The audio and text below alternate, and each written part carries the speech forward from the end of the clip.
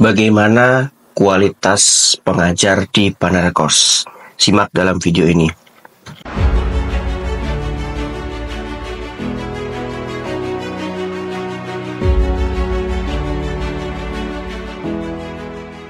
Ingin bimbel gratis 100%, bahkan bisa mendapatkan uang saku jutaan rupiah. Yuk ikut program beasiswa Panara. Promo terbatasnya klik ini ya. Seringkali orang tua yang menanyakan dengan tim kami bahwasanya mereka bertanya, apakah tentor di Panara ini cukup qualified? Apakah tentornya dari kalangan TNI ataupun Polri atau yang lainnya? Nah, beberapa hal-hal ini sering ditanyakan karena satu hal, yaitu mereka menginginkan anaknya mendapatkan bimbingan yang benar-benar berkualitas atau mendapatkan impact yang luar biasa. Nah, di sini kami jelaskan bahwasanya proses rekrutmen pada tentor, ini saya jelaskan dulu, itu sangat-sangat cukup panjang. Nggak hanya ketika mendaftarkan di Panara Course terus langsung kita terima, itu enggak. Jadi beberapa langkah ini yang teman-teman bisa pahami supaya teman-teman mendapatkan pandangan, oh ternyata di Panara nggak segampang itu untuk menjadi tentor. Ini salah satu hal yang sangat penting karena supaya teman-teman bisa paham alurnya seperti apa. Yang pertama, kita ada namanya proses screening CV. Dari orang yang sudah melamar di tempat kami, itu melakukan screening CV dan itu nggak main-main. Itu kita ada kualifikasi yang sangat-sangat tinggi, di mana dari kualifikasi itu, ini menurut data yang ada, yang ini saya rangkum. Ini teman-teman ini ada informasi di layar bahwasanya dari sekitar hampir 3.000-an orang yang mendaftar di Panara, yang keterima hanya sekitar 50-an aja. Ini membuktikan dari skala orang yang kita terima itu di bawah 10%. Sangat-sangat kompetitif dan juga kita sangat-sangat menyaring, memfilternya sedemikian sehingga para bapak ataupun ibu atau teman-teman semuanya mendapatkan bimbingan yang sangat-sangat baik. Itu dari CV yang masuk itu kita sangat-sangat selektif, mulai dari riwayat pekerjaan sebelumnya atau kegiatan sebelumnya, terus kemudian goalsnya itu nantinya apa, dan juga hal-hal teknis yang lainnya yang nggak bisa saya sebutkan di sini. Itu baru yang pertama. Belum langkah yang kedua, nanti akan melakukan namanya teaching, live teaching. Jadi seolah-olah mereka bakal mengajar dengan persiapan yang matang. Nanti mereka bakal menyiapkan materi PPT, terus kemudian nanti di dalam live teaching itu bakal menjelaskan tentang pembelajarannya seperti apa, katakanlah materi TWK, tes wawasan kebangsaan.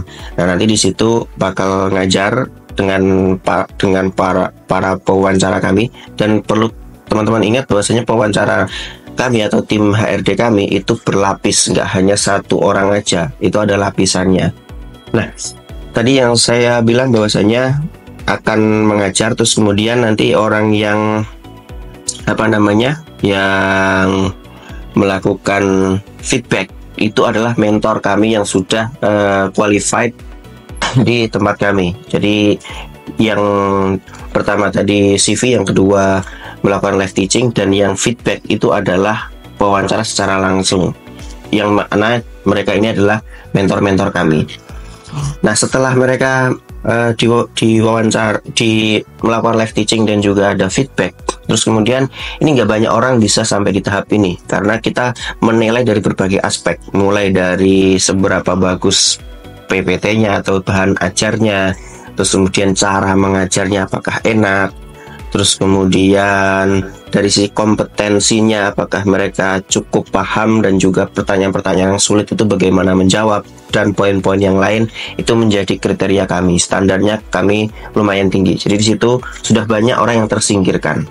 Belum lagi step yang berikutnya setelah melakukan live teaching, nanti bakal ada namanya wawancara. Di mana wawancara ini juga menjadi hal yang kita titik beratkan, karena kalau yang sebelumnya bahas tentang kompetensi, yang berikutnya yaitu masalah attitude atau kepribadian mereka. Karena beberapa dari calon pewawancara itu kadang-kala sering nggak sinkron. Jadi mereka merasa pintar secara akademis untuk materi tertentu, tapi secara kepribadian itu cukup atau bisa dibilang di bawah standar.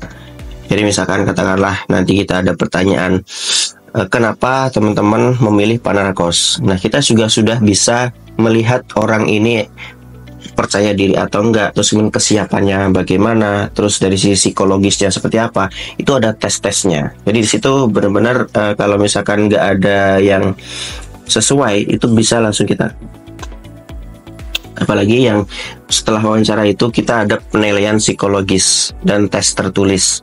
Nah, itu lebih banyak lagi hal-hal yang dipertanyakan dalam soal-soal yang ada di tes psikologis, karena kita juga ada bimbingan psikologi. Jadi di situ ada tes psikologi atau tes kepribadian yang cukup valid nilainya untuk menentukan orang ini layak menjadi tentor kami atau enggak. Nah, habis itu nanti akan ada namanya penentuan akhir. Jadi penentuan akhir itu dari mulai staf VRD yang pertama, terus kemudian para tentor kami, terus kemudian senior HR kami itu mengkomunikasikan, dan ditambah lagi nanti rundingan mereka ini melaporkan kepada atasannya lagi.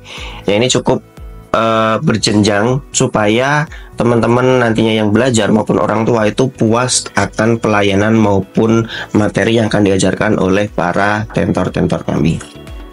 Nah, itulah proses-proses daripada rekrutmen di tentor Panarkos sendiri. Karena semakin tinggi standar kita, jadi maka dari itu dari sekitar 3.000-an tadi hanya yang diterima di bawah 10%. Sangat-sangat jauh dari angka yang ada. Nah, itu dulu informasi dari saya. Semoga ini menjadi bahan pertimbangan pada orang tua maupun teman-teman yang sudah nantinya akan mempercayakan Panarkos kepada kalian semua. Thank you, salam perjuangan.